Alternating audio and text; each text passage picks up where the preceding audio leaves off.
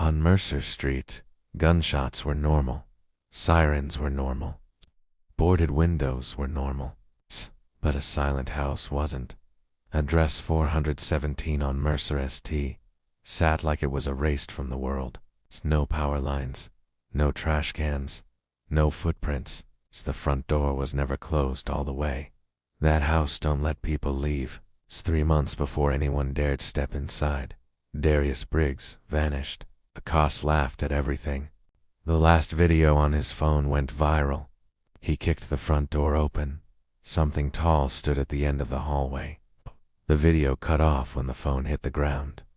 Police called it gang-related, but Marcus knew better. Darius was his brother. Grief replaced fear. One night, Marcus grabbed his brother's handgun which had a flashlight on it. His girlfriend Nia begged him not to go, but grief is louder than logic. They crossed the street at 1:47 a.m. The air felt dead cold. The door opened when Marcus touched it. The smell hit first. The walls were covered in claw marks. "Help me," carved on the wall. "Where's us?" seen on the ceiling as they pointed the flashlight to see their surroundings. The door slammed shut behind them. A heavy thump echoed upstairs. At the top sat a man in a chair facing the wall. A shotgun lay on the floor beside him. His mouth was sewn shut. Carved into the wall behind him were the words, "IT didn't let me." The hallway stretched longer than the house should allow. A whisper called Marcus's name. He ran toward the voice. Darius sat on a mattress in the darkness. His eyes were wrong. "You shouldn't have come," he heard as he was stood up, not knowing that he was possessed by the spirit in the home. The walls began to breathe. The house wasn't built. It was grown with something more sinister, something dark and something alive. Doors exploded open down the hallway. Marcus thought he saw his brother Darius coming out of a room. Lost souls poured of the rooms.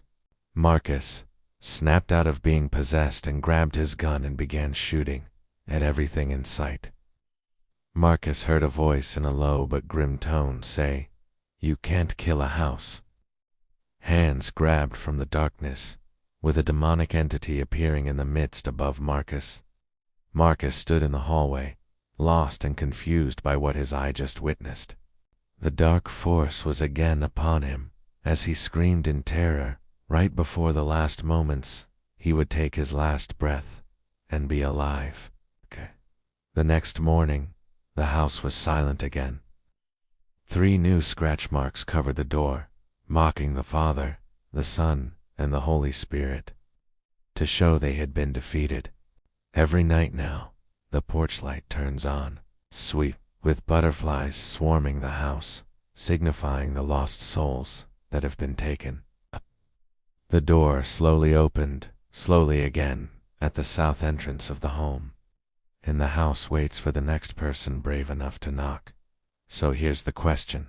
If Marcus never made it out, Atesa, and the house doesn't let people leave, then what really happened to Naya? Did she escape? Is she still inside 417? Or is she something else now? If you're wondering what happened to Nia, comment part 2 right now. And if this story gave you chills, don't forget to like this video, subscribe to the channel, and hit that bell notification so you don't miss what happens next. Because trust me, part 2 changes everything. And once you hear it, you'll never look at that house the same way again.